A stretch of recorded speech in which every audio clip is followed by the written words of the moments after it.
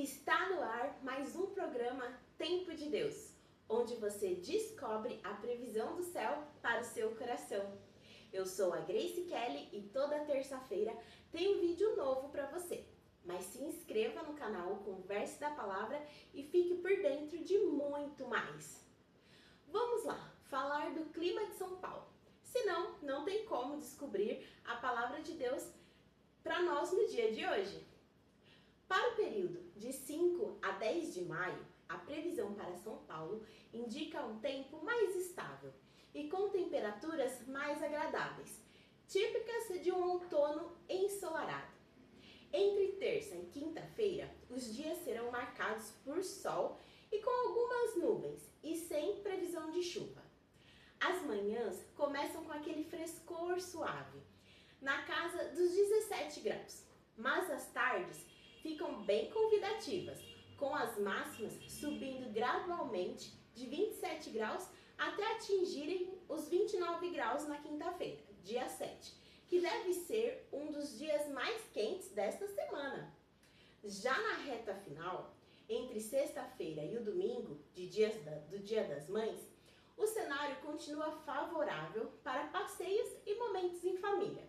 O sol predomina em todo o estado, embora o domingo, dia 10, possa apresentar um pouquinho mais de nebulosidade devido à variação da umidade. As temperaturas permanecem estáveis, com mínimas por volta de 18 graus e máximas que não devem ultrapassar os 27 graus, garantindo um clima firme e sem alertas de temporais para quem pretende comemorar a data especial. Os dados foram obtidos no site Clima Tempo. Para mais detalhes, o link está na descrição. Sabe qual o versículo para hoje? Jeremias 17:8, porque nos mostra um tempo bom, mas também nos permite descobrir como nos manter bem, independente das mudanças do tempo.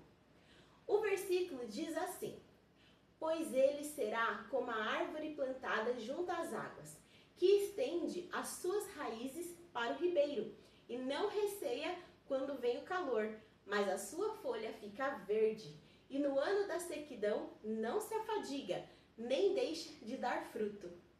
Ouvinte, esse frescor suave das manhãs de maio nos lembra que, quando estamos plantados junto a Deus, nossa alma encontra refrigério. Mesmo que o sol da tarde esquente e a rotina tente nos cansar, a nossa raiz está na fonte certa. Que a sua semana seja assim, fresca e cheia de frutos. Agora vou aproveitar nossa conversa para entender melhor o segredo dessa árvore. Perceba que ela floresce inclusive em tempos de seca. Hoje em dia, parece que estamos sempre sendo cobrados para sermos perfeitos e rápidos em tudo. O resultado é que viver cansado e esgotado virou o novo normal. Como o mundo muda o tempo todo e nada parece seguro, a maioria das pessoas estão vivendo no seu limite, tentando desesperadamente dar conta de cada mudança que acontece na sociedade, na economia ou nas tecnologias, como se estivessem sempre fugindo de uma tempestade. No entanto, observamos indivíduos que, mesmo atravessando crises severas, mantêm uma serenidade desconcertante e uma capacidade de entrega constante. Como eles permanecem verdes e produtivos enquanto o resto do jardim definha? A resposta não reside na resistência muscular ou no otimismo ingênuo, mas em uma estratégia de posicionamento que prioriza o invisível sobre o visível. Ou seja, o mais importante é a ação estratégica de manter a conexão com a fonte de água. Continue ouvindo que você vai entender e descobrir a fonte. A metáfora contida na sabedoria antiga de Jeremias descreve uma árvore que estende as suas raízes pelo ribeiro. Para o olhar moderno focado no que é aparente, a árvore é avaliada pela copa. Para Deus, árvore é definida pela sua base. O sucesso e a sobrevivência não são frutos do esforço externo desesperado, mas da profundidade e da localização das raízes. Essa localização é Jesus Cristo, pois iremos adquirir seus valores, conhecimento, além de ser uma ancoragem interna segura. Enquanto a sociedade recompensa a folha, que é a aparência, e o fruto, que é a entrega imediata, o especialista em desenvolvimento pessoal compreende que o trabalho mais crítico é o labor silencioso, de estender as suas raízes. É um ato proativo. Você não busca o ribeiro quando a seca chega. Você já deve estar estabelecido nele.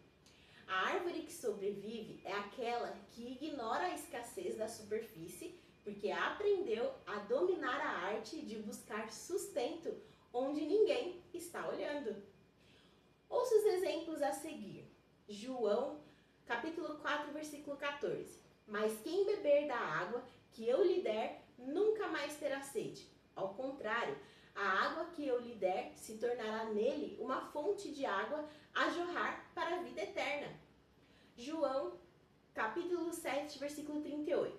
Quem crer em mim, como diz a Escritura, do seu interior fluirão rios de água viva. Apocalipse, capítulo 21, versículo 6. E disse-me mais, está cumprido, eu sou o alfa e o ômega, o princípio e o fim. E quem quer que tiver sede, de graça lhe darei da fonte de água da vida. A base do crescimento é cuidar da raiz, por meio do contato constante com Jesus. Outro ponto a se comentar é que o calor representa as pressões diárias, o estresse corporativo e as atitudes negativas de alguns que drenam a nossa energia. Ter uma árvore plantada junto à fonte de água viva te permite conquistar uma imunidade emocional, que remove o temor das circunstâncias externas. Quando a nutrição interna é profunda, o medo do calor desaparece, pois a fonte de vida não é regulada pela temperatura do ambiente. Pois ele será como a árvore plantada junto às águas, que estende as suas raízes para o ribeiro e não receia quando vem o calor, mas a sua folha fica verde. O ano da sequidão não se afadiga, nem deixa de dar fruto. Jeremias 17:8. A folha verde não é uma escolha estética, é um subproduto biológico e psicológico da conexão profunda que acontece por meio da raiz. Manter a folha verde em meio ao caos não é uma questão de fingir que o problema não existe, mas de possuir uma reserva de vitalidade que o calor simplesmente não consegue evaporar. A folha permanece verde porque o sistema interno de irrigação é independente das chuvas passageiras. Podemos dizer que cada um de nós precisa ter uma produtividade sustentável. Isso significa ter sustento para qualquer condição ou temperatura. Há uma diferença vital entre o calor do dia e o dia do ano da sequidão. A sequidão simboliza a crise estrutural, o luto, a recessão prolongada ou um colapso de sistemas externos. É algo que dura um tempo considerável, que não se resolve em poucos dias. É aqui que a maioria sucumbe. O desgaste corrosivo os leva ao colapso total. O texto afirma que a árvore conectada ao ribeiro não se afadiga. O esgotamento é o preço de depender do clima. A produtividade sustentável é o prêmio de quem acessa o suprimento subterrâneo. A fadiga moderna é muitas vezes o resultado de tentar produzir frutos utilizando apenas a umidade da superfície, que evapora ao primeiro sinal de crise. A verdadeira produtividade não deve ser interrompida pela falta de recursos externos. Ao acessar esse comprimento subterrâneo, uma fonte de energia e propósito que está desacoplada da economia ou do reconhecimento social, faz com que você garanta a longevidade. você continua a dar frutos no ano da sequidão. Não por força bruta, mas porque a sua fonte de energia é invariável e profunda. Vamos caminhando para a conclusão. E por isso, te pergunto, onde você está plantado? Nesse sentido, aguentar as pressões deixa de ser apenas uma ideia bonita e passa a ser uma escolha de onde a gente decide colocar a nossa alma. Não se trata de ser forte, mas de estar bem ancorado. Em um ano de seca, a profundidade das suas raízes deixa de ser um luxo para se tornar uma condição de sobrevivência.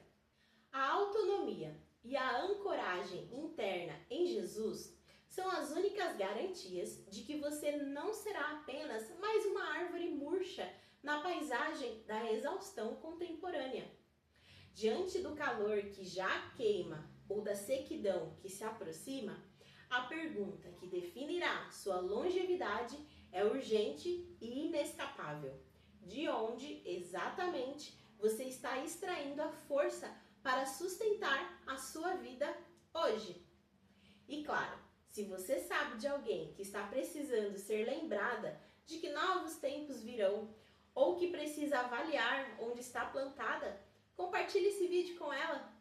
Tchau, tchau. Te vejo no próximo Tempo de Deus, sua vida no clima da palavra. Com Grace Kelly, uma pausa pra alma, pra acalmar o coração e encontrar a direção. Tempo de Deus, sua vida no clima da palavra. Tempo de Deus, a previsão do céu para o seu coração, conectando o seu tempo ao tempo de Deus.